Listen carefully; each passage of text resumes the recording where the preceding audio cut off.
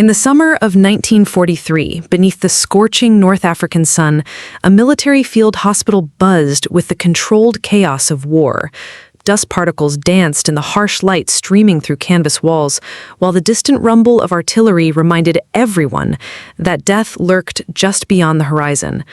But inside Ward 7, something far more dangerous than enemy fire was brewing, a confrontation that would shatter military protocol and echo through the corridors of power for decades to come. Before we jump back in, tell us where you're tuning in from. And if this story touches you, make sure you're subscribed, because tomorrow I've saved something extra special for you. Lieutenant Colonel Margaret Maggie O'Brien wasn't supposed to be there. At 34, she had already earned her stripes as one of the most skilled battlefield nurses in the European theater, but a recent transfer had landed her in this godforsaken outpost where wounded soldiers arrived faster than they could be treated. Her auburn hair was perpetually tucked beneath a starched white cap, and her green eyes held the kind of steel that comes from watching too many young men take their last breaths.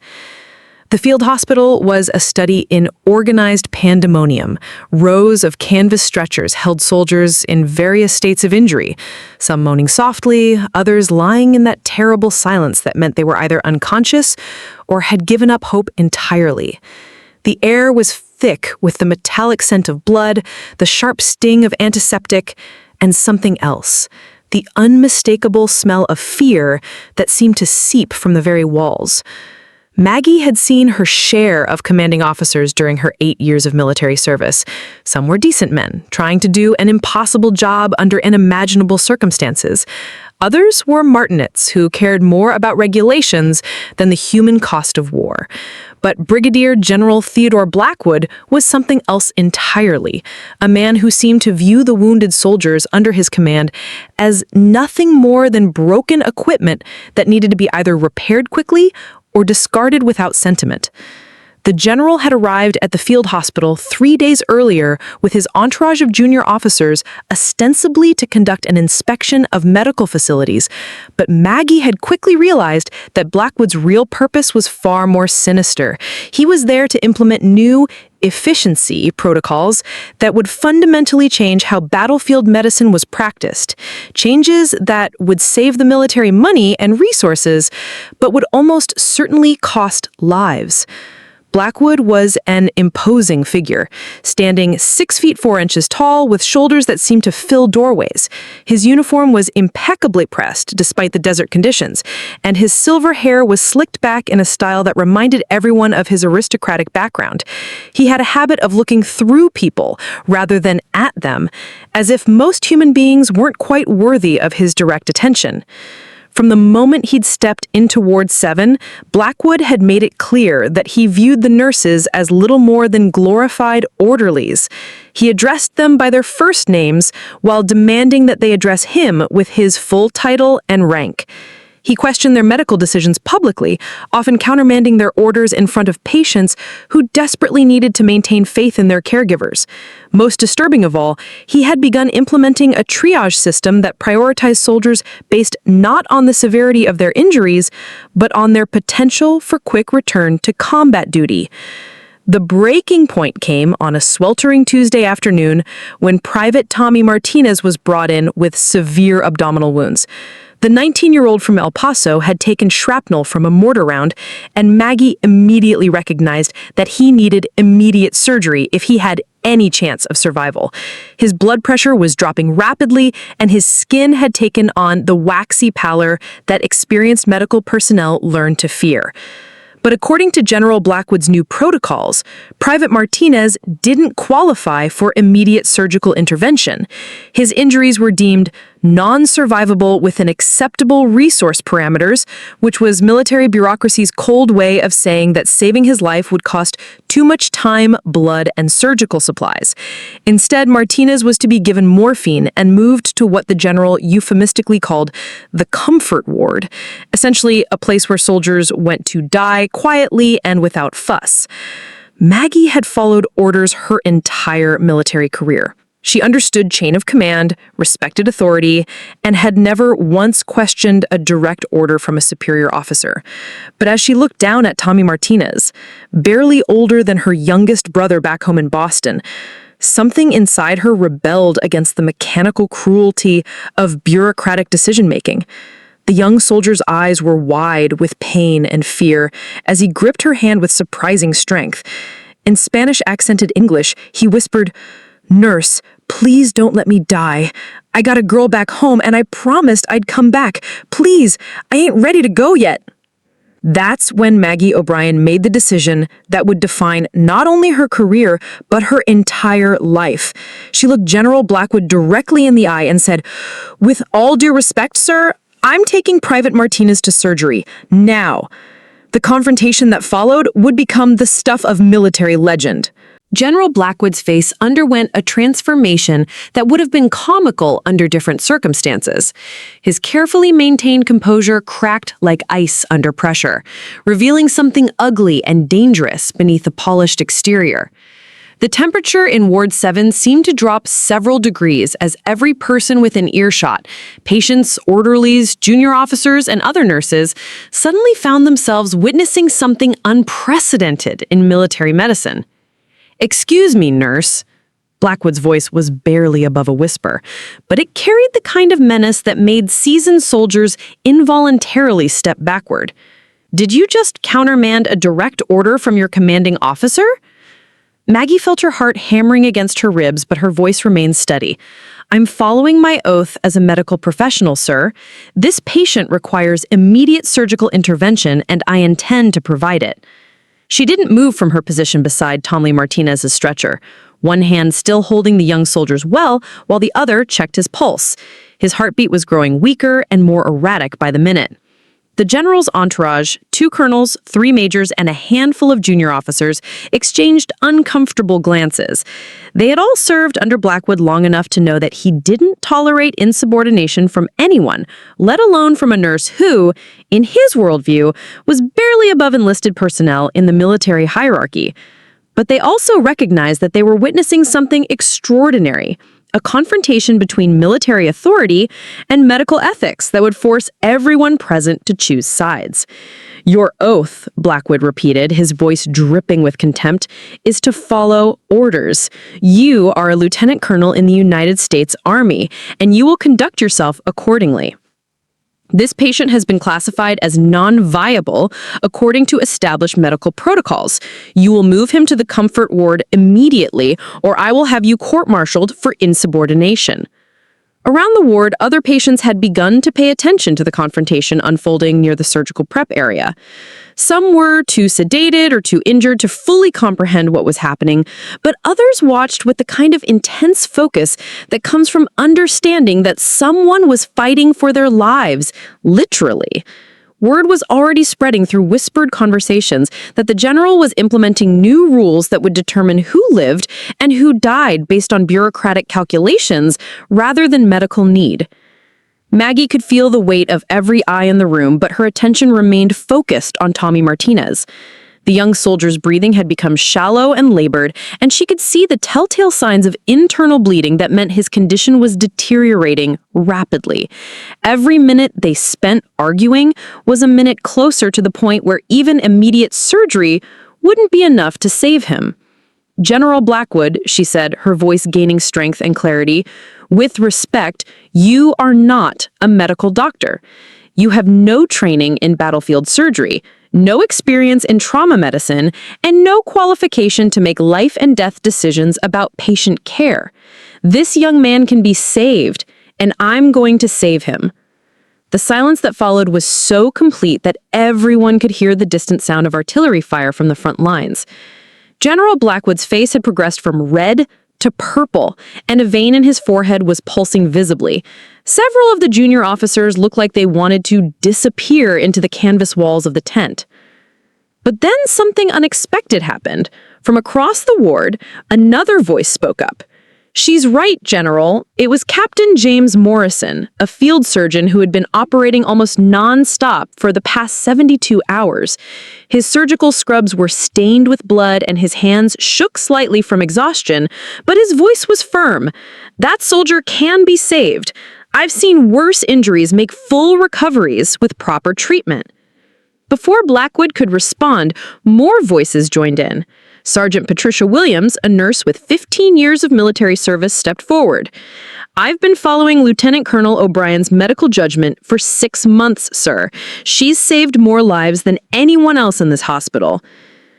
Then Corporal Maria Santos, who worked in the recovery ward, spoke up despite her obvious terror at contradicting a general officer. "Sir, if we start letting boys die because it's cheaper than saving them, what are we even fighting for?" One by one, medical personnel throughout Ward 7 began to voice their support for Maggie's position. It wasn't a planned mutiny or an organized protest. It was something more organic and more powerful. A spontaneous uprising of medical professionals who had reached their breaking point with bureaucratic callousness. General Blackwood found himself facing not just one insubordinate nurse, but an entire medical staff united in opposition to his new protocols. His carefully constructed authority was crumbling in real time, and everyone present could see it happening. The general who seemed so imposing just minutes earlier now looked smaller somehow, diminished by the collective moral courage of people he had dismissed as mere subordinates. But Theodore Blackwood hadn't reached his exalted rank by backing down from confrontations. If anything, the spreading defiance only hardened his resolve to reassert his authority through whatever means necessary. What happened next would transform a medical disagreement into a physical confrontation that would be remembered and retold for generations.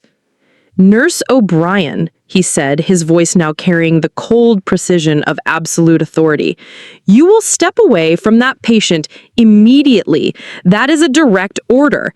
Anyone who continues to support this insubordination will face court-martial proceedings." Maggie looked down at Tommy Martinez one more time.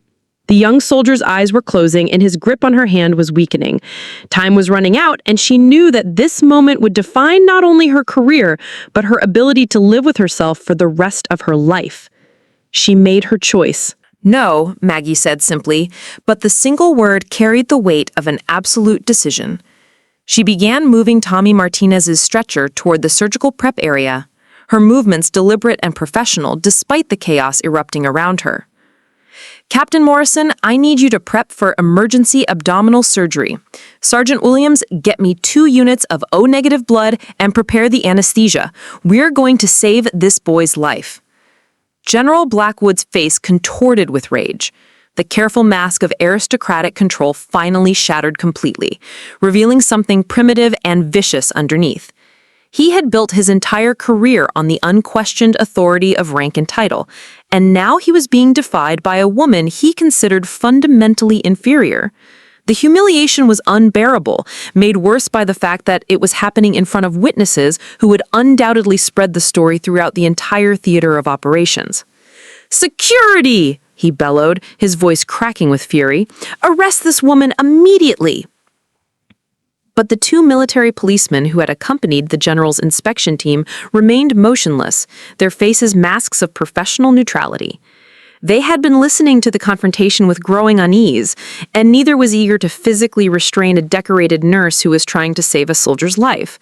The optics of such an action were nightmarish, and both men were experienced enough to recognize a career-ending situation when they saw one. Blackwood's rage reached a boiling point when he realized that even his own security detail was hesitating to follow his orders. The general was a man accustomed to absolute obedience, someone who had never been forced to question whether his commands would be followed. The mutinous atmosphere in Ward 7 was foreign to everything he understood about military hierarchy and chain of command. "I said arrest her!" he screamed, spittle flying from his lips. "She is in direct violation of military regulations and is endangering the mission effectiveness of this entire operation." When the military policeman still didn't move, Blackwood made a decision that would haunt him for the rest of his military career. He decided to take matters into his own hands.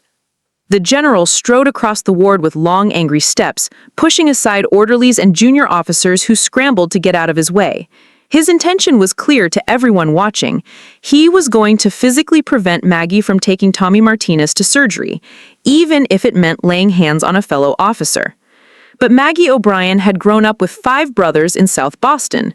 She had learned to defend herself on streets where being small and female could be a dangerous combination. More importantly, she had spent 8 years dealing with belligerent patients, aggressive family members, and occasionally violent soldiers who didn't respond well to medical authority. She knew how to handle confrontation, and she wasn't about to let anyone, general or not, prevent her from doing her job. "Sir, I strongly advise you not to interfere with medical treatment," she said, positioning herself between Blackwood and the stretcher. Her voice remained calm and professional, but her stance had shifted slightly, her weight balanced on the balls of her feet in a way that suggested she was prepared for whatever might come next. Blackwood reached out to grab her arm, intending to physically remove her from beside the patient. "You will follow orders, nurse, or I will—" That's when everything changed. Later, witnesses would disagree about exactly what happened in the next few seconds. Some claimed that the general slipped on the blood-slicked floor. Others insisted that he had been about to strike Maggie and that she had acted in pure self-defense. A few maintained that the whole incident was a tragic accident born from the heightened emotions and impossible circumstances of wartime medicine. But what everyone agreed on was the result. General Theodore Blackwood, veteran of 2 wars and recipient of numerous military honors, found himself flat on his back in the middle of Ward 7, blood streaming from his nose and mouth, his jaw visibly askew. The sound of the impact, a sharp crack that seemed to echo off the canvas walls, would be remembered by everyone present for the rest of their lives. The silence that followed was deafening. For a moment, it seemed as if time itself had stopped. Nurses, doctors, patients, and officers all stared in shock at the unprecedented scene before them. A general officer, one of the most powerful men in the entire theater of operations, had been laid low by a woman who was only a nurse. Maggie herself seemed stunned by what had happened. She stood over Blackwood's prone form, her hands still raised in what might have been a defensive posture, her face a mixture of shock, determination, and something that might have been satisfaction. The general's perfectly pressed uniform was now stained with dust and blood, his silver hair disheveled, and his commanding presence reduced to nothing more than that of an injured man on a hospital floor. Tommy Martinez, despite his deteriorating condition, had witnessed the entire confrontation. With what might have been his last conscious effort, the young soldier managed to whisper, "Way to go, nurse." But the moment of stunned silence couldn't last forever. Reality began to reassert itself as people throughout the ward started to comprehend the magnitude of what had just occurred. A military nurse had just physically assaulted a general officer in front of more than 250 witnesses. The repercussions would be swift, severe, and career-ending. Or would they? What happened next would determine not only Maggie O'Brien's fate, but would fundamentally change how the military approached the delicate balance between authority and conscience, between following orders and doing what's right. The first person to break the stunned silence was Captain Morrison, the field surgeon who had supported Maggie's initial defiance. Without a word, he knelt beside General Blackwood and began examining the extent of his injuries. Years of medical training had kicked in, overriding the shock of witnessing a general officer being brought down by a nurse barely half his size. "Fractured mandible," Morrison announced in a clinical tone that seemed surreal given the circumstances. "Possible concussion. We need to get him to the treatment area immediately." The irony was lost on no one. The general who had been denying medical care to wounded soldiers now required that same care himself. As 2 orderlies carefully lifted Blackwood onto a stretcher, Maggie turned her attention back to Tommy Martinez. The confrontation with the general had cost precious minutes, and the young soldier's condition had deteriorated further. His pulse was barely detectable, and his breathing had become so shallow that she had to watch carefully to see if his chest was still moving. "Captain Morrison," she called out, her voice steady, despite everything that had just happened. "Private Martinez is coding. I need you in surgery now." For a split second, Morrison hesitated. Providing medical care to General Blackwood was one thing. that was simply following medical protocol. But continuing to support Maggie's defiance of military orders, especially after she had just physically assaulted a general officer, could end his own career. The smart play would be to distance himself from the entire situation and hope that his earlier support would be overlooked in the larger scandal that was sure to follow. Instead, he looked at Tommy Martinez's dying face and made the same choice that Maggie had made. Prep him for emergency surgery, he told the orderlies, and someone get word to command that we have a situation here that requires immediate attention from the medical corps leadership. What followed was perhaps the most surreal hour in the history of military medicine. In one corner of Ward 7, a team of doctors and nurses worked frantically to save Tommy Martinez's life, performing complex abdominal surgery under battlefield conditions while knowing that their careers were likely ending with every suture they placed. In another corner, General Blackwood received treatment for his fractured jaw. Conscious, but unable to speak clearly, his eyes burning with fury and humiliation. The other patients in the ward watched these proceedings with fascination and growing excitement. Word of the confrontation spread through the hospital like wildfire, and soon, soldiers from other wards were finding excuses to walk past Ward 7 to catch a glimpse of the nurse who had knocked out a general. The story grew in the telling. By the time it reached the enlisted men's quarters, Maggie O'Brien had become a folk hero who had single-handedly stood up to the brass on behalf of every wounded soldier in the theater. Meanwhile, the military hierarchy was beginning to respond to the crisis. Within an hour of the incident, military police had cordoned off Ward 7, though they seemed uncertain about exactly what they were supposed to be investigating. Word had already reached theater command, and urgent messages were flying back and forth between field headquarters and the Pentagon. No one in the chain of command had any experience dealing with a situation where a nurse had physically assaulted a general officer while trying to save a patient's life. The legal implications were staggering. Under military law, Maggie could face charges of assault on a superior officer, insubordination, conduct unbecoming an officer, and failure to follow lawful orders. Each charge carried severe penalties, including the possibility of court-martial, dishonorable discharge, and prison time. But the political and public relations aspects of the case were equally complex. How would it look if the military prosecuted a decorated nurse for trying to save a wounded soldier's life? Colonel Patricia Henderson, the theater's chief medical officer, arrived at the field hospital just as Tommy Martinez was being wheeled out of surgery. Henderson was a tough, no-nonsense woman who had been practicing military medicine since before most of the doctors under her command had graduated from medical school. She had dealt with every kind of crisis imaginable, but nothing had prepared her for the scene that greeted her in Ward 7. General Blackwood, his jaw wired shut and his uniform replaced by a hospital gown, was attempting to communicate through a series of angry gestures and muffled sounds. His entourage of junior officers stood around his bed looking like they wished they could be anywhere else in the world. Across the ward, Maggie O'Brien sat beside Tommy Martinez's recovery bed, monitoring his vital signs with the same professional attention she had shown before becoming the most famous nurse in the European theater. "Captain Morrison," she called out, her voice steady despite everything that had just happened. "Private Martinez is coding. I need you in surgery now." For a split second, Morrison hesitated. Providing medical care to General Blackwood was one thing. That was simply following medical protocol. But continuing to support Maggie's defiance of military orders, especially after she had just physically assaulted a general officer, could end his own career.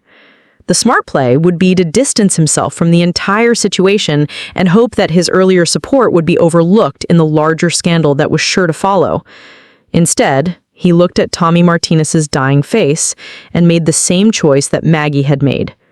"Prep him for emergency surgery," he told the orderlies. "And someone get word to command that we have a situation here that requires immediate attention from the medical corps leadership." What followed was perhaps the most surreal hour in the history of military medicine.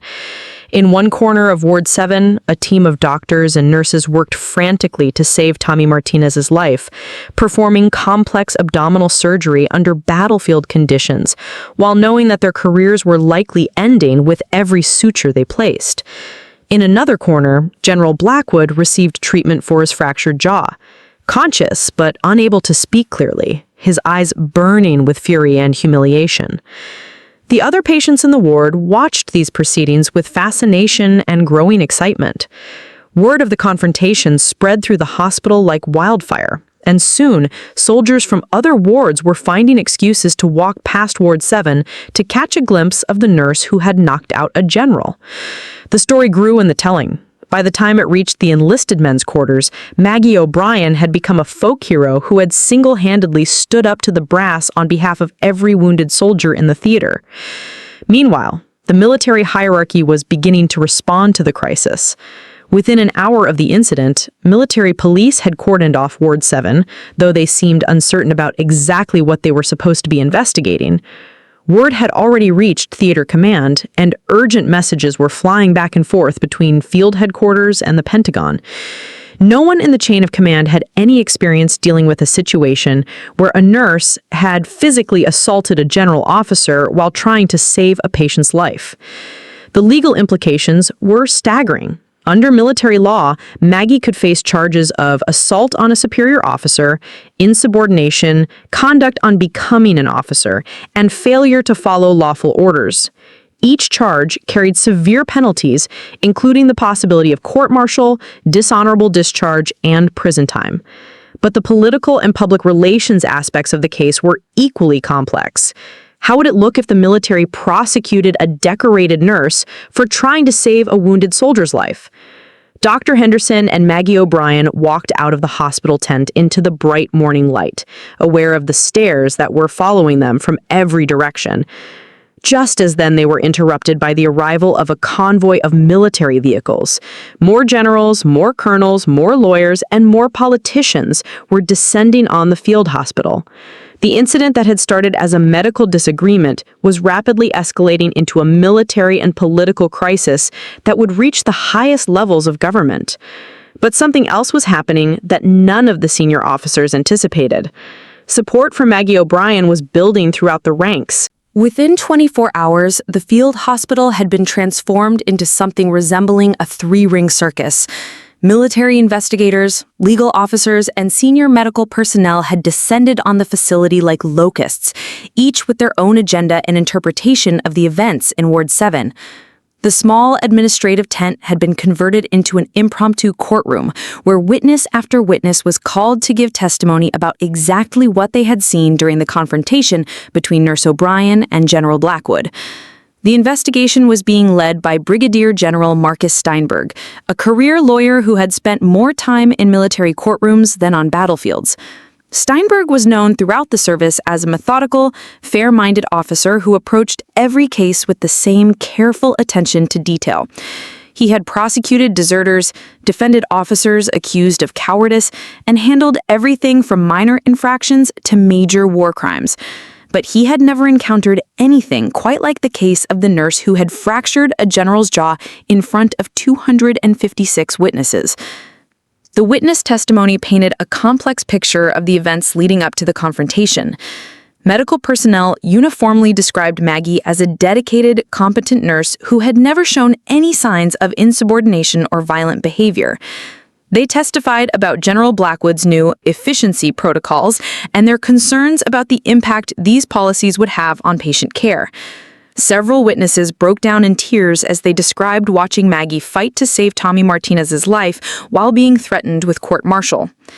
But the testimony from Blackwood's staff told a different story. They portrayed the general as a dedicated officer trying to implement necessary reforms in a chaotic medical system. They described Maggie's behavior as increasingly erratic and confrontational, culminating in an unprovoked assault on a superior officer. Several junior officers testified that Maggie had seemed unhinged and that they had feared for the general's safety. The conflicting narratives created a puzzle that General Steinberg found increasingly difficult to solve. The physical evidence was clear. General Blackwood had indeed suffered a fractured jaw, and Maggie O'Brien had been the only person close enough to have caused the injury. But the circumstances surrounding the incident remained murky. Was it assault, self-defense, or tragic accident? The most compelling witness turned out to be an unexpected one. Private Tommy Martinez himself. Despite his recent surgery and weakened condition, the young soldier insisted on giving testimony from his hospital bed. His account of the events was delivered in a weak but steady voice that carried enormous emotional weight. "That nurse saved my life," Martinez testified, his words slightly slurred due to the pain medication, but his meaning crystal clear. "The general wanted to let me die because it would be cheaper than operating on me. Lieutenant Colonel O'Brien stood up for me when nobody else would. She risked everything to make sure I got the medical care I needed. If she hadn't fought for me, I'd be dead right now." Martinez's testimony was particularly powerful because he had been conscious and lucid during most of the confrontation. Unlike many of the other witnesses who had been focused on their own duties or had only partial views of what was happening, Martinez had watched the entire incident unfold from his stretcher. His description of the physical confrontation supported Maggie's claim that she had acted in self-defense when General Blackwood had attempted to physically remove her from beside his stretcher. But the investigation was complicated by factors that went far beyond the immediate incident. Word of the confrontation had spread throughout the entire theater of operations, and public opinion was clearly on Maggie's side. Enlisted men were calling her a hero who had stood up to the brass on behalf of wounded soldiers everywhere. Her photograph, taken during her initial military service, had begun appearing on bulletin boards and in personal letters sent home to the United States. Back in America, the story had been picked up by newspapers and radio stations hungry for human interest stories from the war front. "Nurse knocks out general to save soldier's life" was the kind of headline that sold papers and captured public imagination. Editorial writers were hailing Maggie as an example of American values in action, a woman who had put human life above military bureaucracy and had been willing to sacrifice her career to do what was right. The political pressure was building on military leadership to handle the case carefully. Court-martialing a nurse who had become a folk hero for trying to save lives would be a public relations disaster. But failing to discipline an officer who had assaulted a general would set a dangerous precedent that could undermine military discipline and chain of command. General Steinberg found himself caught in the middle of these competing pressures. His job was to determine the facts of the case and recommend appropriate action based on military law and regulations. But he was also aware that his decision would be scrutinized not only by his military superiors, but by the American public and the international press. The investigation took an unexpected turn when Steinberg decided to examine General Blackwood's efficiency protocols in detail. What he discovered was deeply troubling. The new policies appeared to violate several provisions of military medical regulations and international treaties governing the treatment of wounded soldiers. Even more damning, Steinberg found evidence that similar policies had been quietly implemented at other field hospitals, resulting in preventable deaths that had been covered up or explained away as inevitable casualties of war. The case was becoming less about whether Maggie O'Brien had committed assault and more about whether she had been justified in refusing to follow orders that were themselves illegal and immoral. The nurse who had been facing court-martial was beginning to look more like a whistleblower who had exposed systematic violations of military medical ethics. But General Blackwood wasn't giving up without a fight. General Blackwood's fractured jaw had healed enough to allow him to speak, and he used his restored voice to launch a fierce counteroffensive against what he saw as a coordinated attack on his reputation and career. Despite the mounting evidence that his efficiency protocols violated military regulations, Blackwood maintained that he had been implementing legitimate cost-saving measures designed to maximize the military effectiveness of limited medical resources. Lieutenant Colonel O'Brien's assault on my person was not an isolated incident of medical advocacy, Blackwood declared during his formal testimony before the investigation panel. It was part of a pattern of insubordination and disrespect for authority that threatens the very foundation of military discipline. If we allow officers to physically attack their superiors whenever they disagree with policy decisions, we will have chaos rather than an effective fighting force. Blackwood's argument carried weight within certain circles of the military hierarchy. Several senior officers who had not been present during the incident began to express concern that supporting Maggie's actions would set a dangerous precedent. They worried that junior officers might feel emboldened to question or defy orders whenever they disagreed with policy decisions, leading to a breakdown in the chain of command that could prove catastrophic in combat situations. The general's legal team, led by Colonel Patricia Wells, one of the military's most experienced prosecutors, built their case around the fundamental principle of military discipline. They argued that regardless of the merits of Maggie's medical judgment, she had no right to physically assault a superior officer. They characterized the incident not as a heroic stand for patient rights, but as a dangerous precedent that could undermine military effectiveness.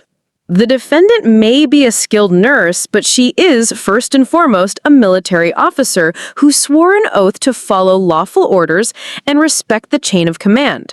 Her actions in Ward 7 constitute a clear violation of that oath, regardless of her personal feelings about medical policy. The prosecution's strategy was to focus attention on the physical assault while minimizing discussion of the medical and ethical issues that had led to the confrontation. They called witnesses who testified about the importance of military discipline and the dangers of allowing subordinates to defy superior officers. They presented expert testimony about the potential consequences of undermining command authority in combat situations. But their strategy began to unravel when General Steinberg's investigation uncovered more details about Blackwood's background and his implementation of the controversial protocols. It turned out that the general had significant financial interests in several companies that supplied medical equipment to the military.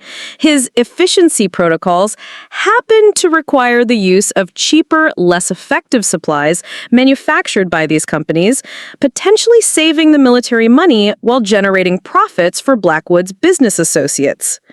Even more damaging was the discovery that Blackwood had been pressuring medical officers throughout the theater to implement similar cost-cutting measures, often threatening their careers if they refused to comply.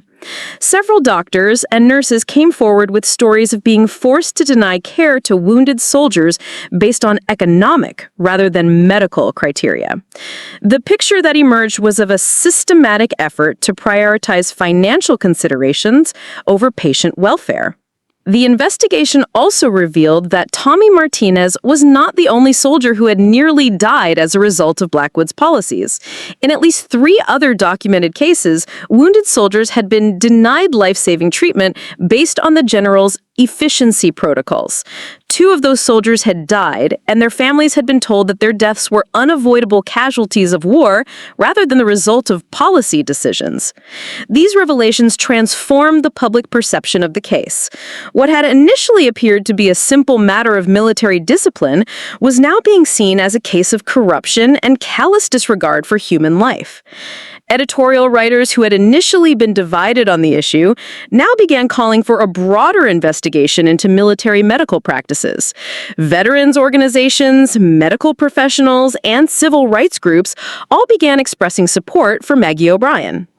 The political pressure on military leadership became intense when several members of Congress began calling for hearings into the case.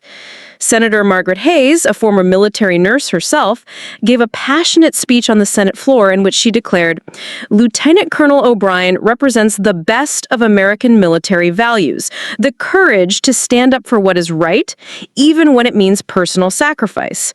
Instead of prosecuting this hero, we should be investigating the corruption and callousness that made her heroic stand necessary." But the most powerful voice in Maggie's defense came from an unexpected source: Tommy Martinez's family. His father, a World War I veteran named Roberto Martinez, traveled to Washington, D.C. to meet with reporters and government officials. In broken but passionate English, he told anyone who would listen, "That nurse lady saved my boy's life. She risked everything so my Tommy could come home to us. How can the Army punish someone for saving a life?" The elder Martinez's simple, heartfelt testimony resonated with the American public in a way that legal arguments and military regulations could not. Here was a Gold Star family, people who had sacrificed for their country, defending the nurse who had saved their son's life. Their support for Maggie O'Brien became impossible for military leadership to ignore. As the investigation continued, it became clear that the case had evolved far beyond its original parameters. This was no longer just about whether a nurse had assaulted a general officer. It had become a referendum on military medical ethics, the proper balance between discipline and conscience, and the question of whether following orders was more important than saving lives. General Steinberg found himself presiding over a case that would fundamentally change how the military approached medical care and individual responsibility. The decision he made would reverberate through the service for decades to come. 3 weeks into the investigation, General Steinberg received a classified document that would fundamentally alter the trajectory of the case. The document came from the War Department's Inspector General's office, and it contained information that had been deemed too sensitive for inclusion in the initial investigation.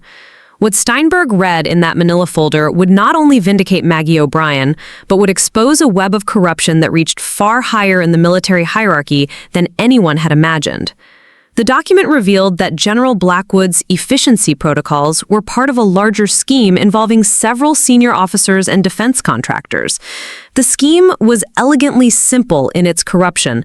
Military medical officers would implement cost-cutting measures that required the use of inferior medical supplies and equipment.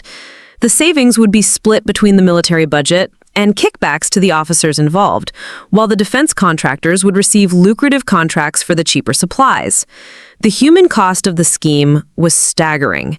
The Inspector General's investigation had identified at least 47 preventable deaths that could be directly attributed to the implementation of these fraudulent protocols across multiple theaters of operation. Wounded soldiers had died not because their injuries were too severe to treat, but because treating them properly would have interfered with a criminal conspiracy designed to enrich corrupt officers. Even more shocking was the revelation that General Blackwood was not the architect of the scheme, but merely one of its mid-level implementers. The conspiracy reached into the highest levels of military medical command, involving officers who were responsible for setting policy for the entire war effort. These officers had used their positions to systematically compromise medical care for financial gain, turning wounded soldiers into profit opportunities. The document also contained evidence that Maggie O'Brien was not the first medical professional to raise concerns about these protocols. Several doctors and nurses had previously reported suspicious patterns in medical supply procurement and patient care decisions. Some had been transferred to remote postings, others had received negative performance evaluations that damaged their careers, and a few had been quietly forced out of the service entirely. General Steinberg realized that he was looking at evidence of not just corruption, but a systematic cover-up designed to silence anyone who threatened to expose the scheme. Maggie O'Brien's confrontation with General Blackwood had not been an isolated incident of insubordination. It had been the moment when the conspiracy's carefully constructed facade had finally cracked under pressure. Armed with this new information, Steinberg made a decision that would transform the investigation from a court-martial proceeding into a full-scale criminal inquiry. He immediately classified the proceedings under the highest level of military security and began working with federal prosecutors to build cases against the officers involved in the conspiracy. But he also faced a difficult ethical dilemma. The evidence clearly showed that Maggie O'Brien had been morally and legally justified in refusing to follow General Blackwood's orders. The protocols she had defied were not just medically unsound, they were part of a criminal conspiracy that was costing soldiers' lives. Under military law, soldiers are not only permitted but required to refuse illegal orders, even when those orders come from superior officers. However, revealing this information publicly would expose operational details that could compromise ongoing investigations and potentially allow some of the conspirators to escape justice. Steinberg needed to find a way to vindicate Maggie without revealing the full scope of what had been uncovered. The solution came from an unexpected source: Tommy Martinez's remarkable recovery. The young soldier had not only survived his surgery, but had made such rapid progress that he was being considered for medical evacuation back to the United States. His case provided dramatic evidence of what proper medical care could accomplish, even in cases that had been written off as hopeless under the corrupt protocols. Steinberg arranged for Martinez to be brought before the investigation panel to provide updated testimony about his condition and prognosis. The young soldier's appearance was startling. In just 3 weeks, he had transformed from a dying casualty into an alert, coherent patient who was expected to make a full recovery. The contrast between his current condition and his near-death state on the day of the confrontation was so dramatic that even General Blackwood's supporters were forced to acknowledge that Maggie's medical judgment had been correct. If Lieutenant Colonel O'Brien had followed the general's orders, Martinez testified, his voice now strong and clear, I would have died that day. There's no question about it. The doctors told me that another 10 minutes without surgery would have been too late. She didn't just save my life. She proved that soldiers like me are worth saving, even when it costs money and causes problems for the brass. Martinez's testimony was devastating to the prosecution's case.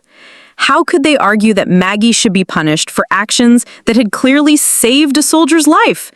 How could they maintain that following orders was more important than preserving human life when the evidence of her correct medical judgment was sitting right in front of them, healthy and alive? But the real turning point came when Steinberg made a strategic decision to expand the scope of the investigation. He announced that the panel would be examining not just the specific incident in Ward 7, but the broader context of medical policy and resource allocation that had led to the confrontation. This expansion allowed him to introduce evidence about the systematic problems with Blackwood's protocols without revealing the full extent of the criminal conspiracy. The expanded investigation revealed a pattern of questionable medical decisions that went far beyond the Martinez case. Medical personnel from throughout the theater were called to testify about instances where they had been pressured to deny care to wounded soldiers for reasons that seemed to prioritize cost savings over medical necessity. The picture that emerged was of a medical system that had been systematically corrupted by bureaucratic and financial considerations.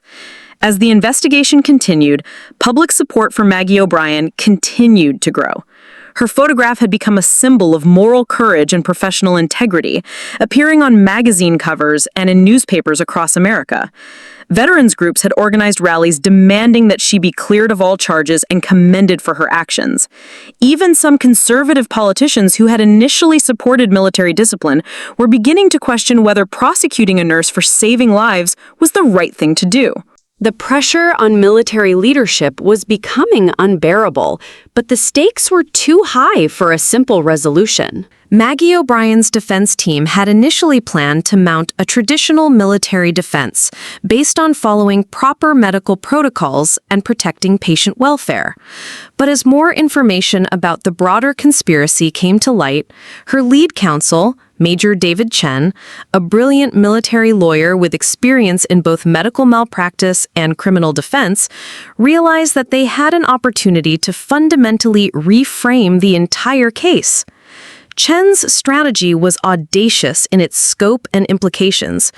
Rather than simply defending Maggie's actions as justified under the circumstances, he planned to argue that she had been legally and morally obligated to refuse General Blackwood's orders. Under military law, soldiers are required to disobey illegal orders, even when those orders come from superior officers. Chen intended to prove that Blackwood's protocols were not just medically unsound, but criminally illegal. The challenge was building this case without access to the classified information that General Steinberg had received from the Inspector General's office. Chen had to piece together evidence of the corruption and systematic abuse through careful questioning of witnesses and analysis of publicly available documents. It was detective work disguised as legal defense, and it required extraordinary skill and persistence. Chen's breakthrough came when he subpoenaed medical supply procurement records from the field hospital and several other medical facilities in the theater. The records showed a clear pattern of purchasing decisions that prioritized cost savings over medical effectiveness. More tellingly, they revealed that these purchasing decisions had been made not by medical professionals, but by administrative officers with no medical training or expertise. The defense team also uncovered evidence that General Blackwood had been pressuring medical personnel throughout the theater to implement his protocols, often using threats and intimidation to ensure compliance. Several doctors and nurses testified about meetings where they had been told that failure to follow the new guidelines would result in negative performance evaluations and potential disciplinary action. Dr. Sarah Mitchell, a trauma surgeon with 15 years of military experience, provided particularly damaging testimony about her interactions with General Blackwood. The general made it clear that our primary concern should be conserving resources, not saving lives, she testified. He told us that emotional attachment to individual patients was a luxury that the military couldn't afford. When I protested that some of his guidelines would result in preventable deaths, he told me that dead soldiers were cheaper than disabled veterans. This testimony was devastating because it revealed the cold, calculating mentality behind Blackwood's policies.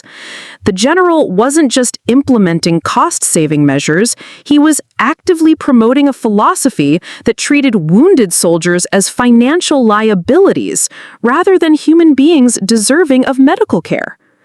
Chen also called expert witnesses to testify about medical ethics and military law. Dr. Robert Harrison, a professor of military medical ethics at West Point, explained that medical officers have a dual obligation to follow military orders and to uphold medical ethics. When these obligations conflict, Harrison testified, medical ethics must take precedence because the preservation of life is a fundamental value that transcends military hierarchy. Lieutenant Colonel O'Brien was faced with an impossible choice, Harrison explained to the panel.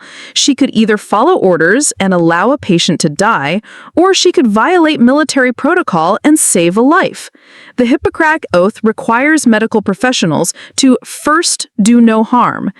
Following General Blackwood's orders would have violated this fundamental principle of medical practice. The defense also presented evidence about the long-term consequences of denying medical care to wounded soldiers. Military psychiatrist Colonel Jennifer Walsh testified about the psychological impact on medical personnel who are forced to watch patients die due to administrative decisions rather than medical necessity. She described a syndrome similar to moral injury that affects medical professionals who are prevented from providing appropriate care to their patients. When medical personnel are forced to violate their professional ethics and personal values, the psychological damage can be severe and long-lasting. Lieutenant Colonel O'Brien's actions were not just medically justified, they were psychologically necessary for maintaining her ability to function as a medical professional. But perhaps the most powerful element of the defense strategy was Chen's decision to put Maggie herself on the witness stand. Military lawyers generally advise their clients not to testify in court-martial proceedings, since cross-examination can be dangerous and unpredictable, but Chen believed that Maggie's character and motivation needed to be presented directly to the panel without the filter of other witnesses or legal arguments. Maggie's testimony was riveting in its simplicity and moral clarity.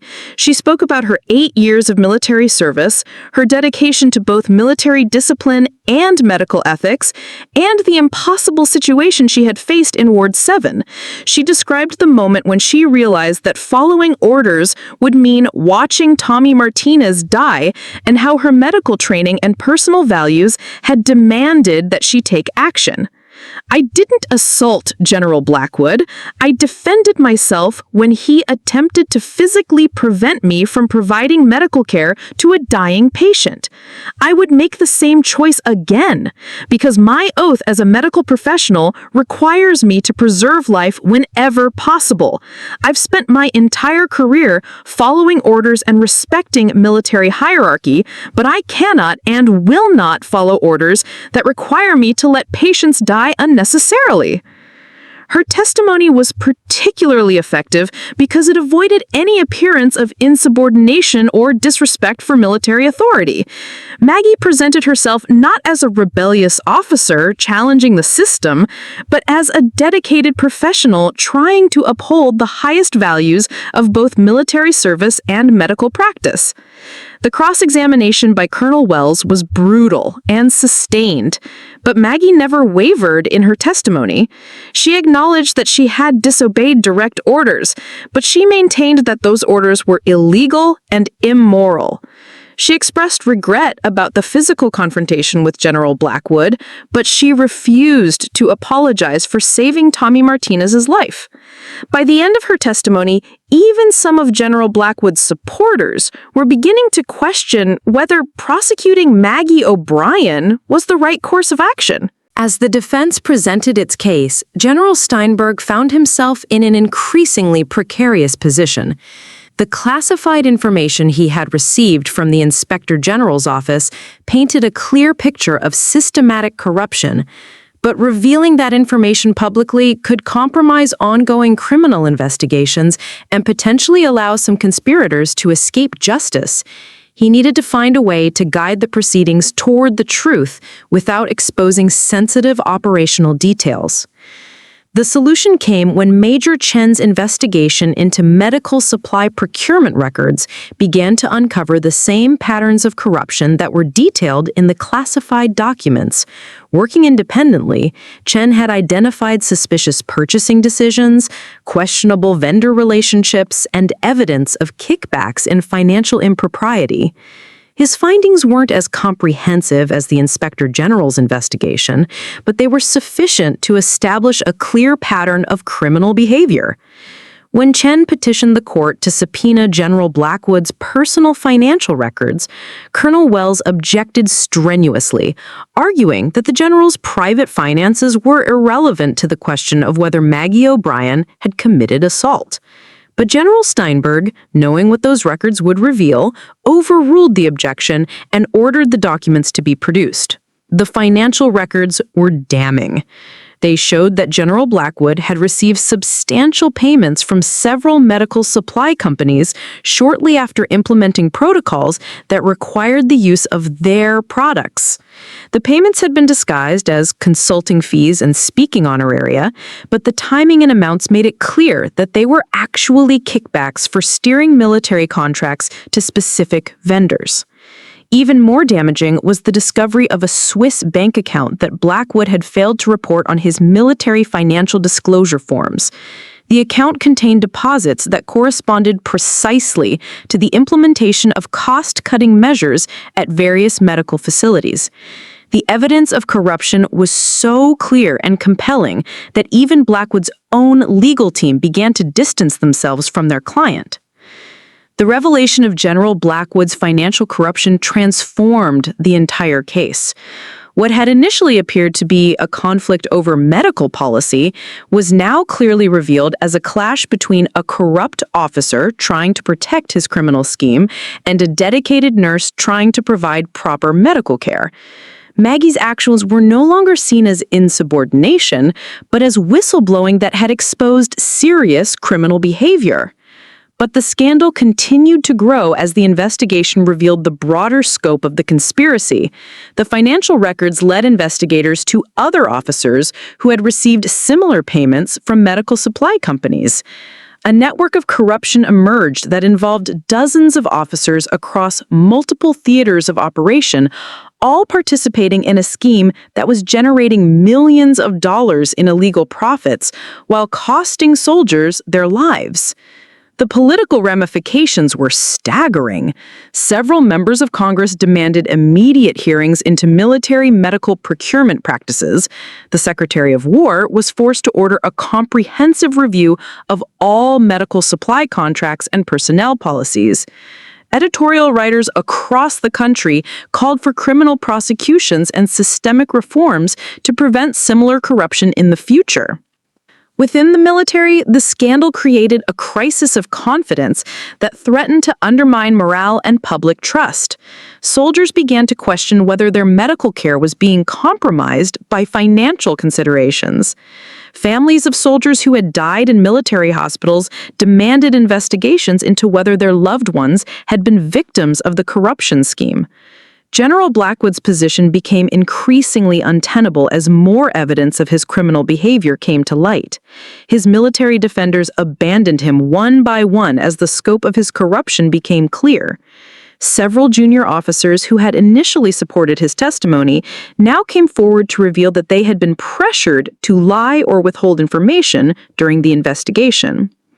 The most dramatic moment came when Lieutenant Colonel Sarah Peterson, one of Blackwood's former staff officers, requested permission to address the panel directly.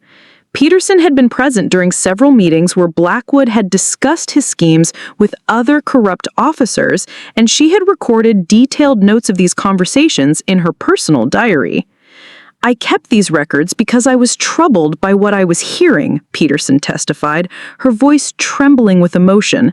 General Blackwood and his associates spoke openly about maximizing profits from medical supply contracts while minimizing care for wounded soldiers. They referred to disabled veterans as long-term cost centers and discussed ways to reduce the number of soldiers who survived severe injuries. Peterson's testimony provided a window into the callous mentality that had driven the corruption scheme. The conspirators hadn't just been stealing money, they had been actively working to increase mortality rates among wounded soldiers in order to reduce long-term medical costs. The scheme represented not just financial corruption, but a fundamental betrayal of the military's obligation to care for its wounded personnel. The evidence of this broader conspiracy completely vindicated Maggie O'Brien's actions. She hadn't assaulted a superior officer. She had confronted a criminal who was using his military position to endanger the lives of wounded soldiers. Her refusal to follow his orders wasn't insubordination. It was the heroic action of a medical professional who had stumbled onto a criminal conspiracy and had chosen to protect her patients rather than participate in the cover-up. As the full scope of the corruption became clear, public opinion shifted dramatically in Maggie's favor. She was no longer seen as a nurse who had lost her temper and struck a general. She was viewed as a hero who had exposed one of the most serious scandals in military medical history. Calls for her prosecution disappeared, replaced by demands that she be commended for her courage and integrity. But the case was far from over. General Blackwood still had powerful allies who were determined to protect him, and the full extent of the conspiracy had not yet been revealed. General Steinberg faced the most difficult decision of his military career. The evidence clearly showed that Maggie O'Brien had been morally and legally justified in her actions. But formally acknowledging this would require the military to admit that its own officers had been systematically murdering wounded soldiers for financial gain. The implications of such an admission would reverberate through the entire military establishment and potentially undermine public confidence in the war effort itself. After weeks of deliberation, Steinberg made a decision that was both legally sound and politically astute. Rather than focusing on the assault charges against Maggie, he expanded the scope of the proceedings to encompass the broader questions of military medical ethics and legal compliance that had emerged during the investigation. This approach allowed him to address the corruption without explicitly acknowledging its full scope. In his formal ruling, Steinberg found that General Blackwood's efficiency protocols violated multiple provisions of military medical regulations and international treaties governing the treatment of wounded soldiers. He ruled that these protocols constituted illegal orders that military personnel were not only permitted, but required to refuse. Under this legal framework, Maggie's actions were not just justified, they were mandated by military law and medical ethics. The assault charges against Maggie were dismissed on grounds of self-defense. Steinberg found that General Blackwood had initiated physical contact when he attempted to forcibly remove her from beside Tommy Martinez's stretcher, and that her response had been proportionate and necessary to protect both herself and her patient. The general's injuries were ruled to be the unfortunate but inevitable result of his own illegal and aggressive actions. But Steinberg went further than simply clearing Maggie of criminal charges. In an unprecedented move, he recommended that she be commended for her actions and used as a case study in military medical schools to teach proper ethical behavior under pressure. He wrote that her conduct exemplified the highest traditions of military medical service and demonstrated the courage to uphold professional ethics even in the face of severe personal and professional consequences. The ruling was a complete vindication for Maggie, but it was a devastating blow to General Blackwood and his co-conspirators. Within hours of the decision being announced, Blackwood was arrested by military police and charged with corruption, conspiracy, and conduct unbecoming an officer. Similar arrests followed throughout the theater as the criminal investigation expanded to encompass the entire network of corrupt officers. The public reaction to the verdict was overwhelmingly positive. Newspapers across America hailed the decision as a triumph of justice and military integrity. Editorial writers praised Steinberg's careful handling of a complex case and called for Maggie to be promoted and given a position of leadership in military medical reform efforts. Tommy Martinez, whose life had been saved by Maggie's courage, became a symbol of what proper medical care could accomplish. His remarkable recovery was featured in newspapers and magazines as evidence of the human cost of the corruption that had been exposed. The young soldier, now fully recovered and preparing to return to the United States, became one of Maggie's most vocal supporters. Lieutenant Colonel O'Brien didn't just save my life, she saved the lives of every soldier who will receive proper medical care because of what she did. She risked everything to expose a system that was killing wounded soldiers for money. She's not just a hero, she's the reason why other families won't have to lose their sons and husbands to corruption and greed. The broader implications of the case extended far beyond the military medical system. The scandal prompted comprehensive reforms in military procurement practices, medical protocols, and oversight procedures. New regulations were implemented to prevent conflicts of interest and ensure that medical decisions were made by qualified professionals rather than administrative officers with financial motivations.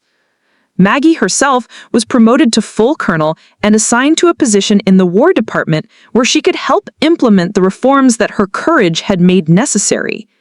She became a national figure, speaking at medical schools and military academies about the importance of professional ethics and moral courage. Her story was taught in leadership courses as an example of how individual integrity could triumph over systematic corruption. But perhaps the most significant long-term impact of the case was its effect on military culture. The story of the nurse who had fractured a general's jaw to save a soldier's life became part of military folklore, told and retold in barracks and medical facilities around the world. It established a precedent that would inspire future generations of military medical personnel to put patient care above bureaucratic convenience and personal safety. Years later, when military historians analyzed the case, they would identify it as a turning point in the evolution of military medical ethics. The principle that medical personnel have not just the right, but the obligation to refuse illegal orders that compromise patient care became firmly established in military law and regulation. The case became a landmark precedent that would be cited in military courts for decades to come. General Blackwood and 17 other officers were eventually convicted of various charges related to the corruption scheme. Blackwood himself was sentenced to 20 years in military prison and dishonorably discharged from the service. The scandal led to the largest criminal investigation in military medical history and resulted in comprehensive reforms that prevented similar corruption from recurring. As for Maggie O'Brien, she never expressed regret about her actions in Ward 7. In interviews years later, she would always say that she had simply done what any competent medical professional would have done under the circumstances. She had taken an oath to preserve life and uphold medical ethics, and she had honored that oath regardless of the personal consequences. 25 years after that sweltering afternoon in Ward 7, Colonel Margaret O'Brien stood before a gathering of military medical officers at Walter Reed Army Medical Center. Her hair was now silver, and her face bore the lines that come from a lifetime of difficult decisions, but her eyes still held the same steel that had carried her through the most challenging moment of her career. She was there to deliver the annual address at the graduation ceremony for military medical officers, an honor that had been accorded to her every year since her retirement from active duty. The young doctors and nurses in the audience looked at her with a mixture of respect and curiosity. They all knew her story, but few truly understood the courage it had taken to make the choice she had made in that North African field hospital. "You are about to take an oath," she began, her voice still carrying the authority that had commanded respect throughout her military career, "that will sometimes put you in conflict with military authority, political pressure, and even your own personal safety. The oath you take as medical professionals is not subordinate to your military obligations. It is the foundation upon which all your other duties must be built." The audience listened in rapt attention as she recounted the events that had made her famous, but her telling of the story was different from the versions that had appeared in books and documentaries over the years. She focused not on the drama of the confrontation with General Blackwood, but on the moment of decision that had preceded it, the moment when she had looked into Tommy Martinez's eyes and realized that she would not allow bureaucratic corruption to triumph over human life. "I didn't fracture General Blackwood's job because I was angry or insubordinate," she explained. "I defended myself because he was trying to prevent me from doing my job, saving lives. The choice I faced was simple: follow orders and watch a young man die, or uphold my medical ethics and accept the consequences. For me, there was no choice at all." The reforms that had emerged from the scandal surrounding her case had fundamentally transformed military medicine. New oversight procedures ensured that medical decisions were made by qualified professionals rather than administrative officers. Strict regulations prevented conflicts of interest and corruption in medical supply procurement. Most importantly, the principle of medical ethics taking precedence over military hierarchy had been codified in military law and regulation. Tommy Martinez, now a successful businessman and father of 3, was also present at the ceremony. He had made it a point to attend Maggie's speeches whenever possible, serving as a live-in reminder of what her courage had accomplished. His presence was always moving for the audience. Here was concrete proof that standing up for medical ethics could make the difference between life and death. "Colonel O'Brien gave me the gift of life," Martinez would tell the young medical officers. "But more than that, she gave all of us the gift of knowing that there are people in uniform who will put human life above personal safety, career advancement, and bureaucratic convenience. She proved that only a nurse could be the most important person in the room when lives were at stake." The case had indeed become a landmark in military law and medical ethics. It was taught in military academies, medical schools, and leadership courses around the world. The O'Brien Principle, the doctrine that medical personnel have the obligation to refuse illegal orders that compromise patient care, had been adopted by military forces in dozens of countries. But perhaps more importantly, the story had entered popular culture as a symbol of moral courage and individual integrity. Maggie's photograph, the same one that had appeared on bulletin boards throughout the European theater, had become an icon representing the idea that ordinary people could make extraordinary choices when faced with clear moral imperatives. The investigation that had followed her case had exposed corruption that reached far beyond General Blackwood and his immediate co-conspirators.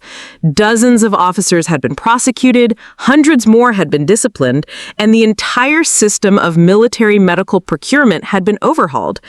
The scandal had cost careers and reputations, but it had also saved countless lives by ensuring that wounded soldiers received proper medical care regardless of cost considerations.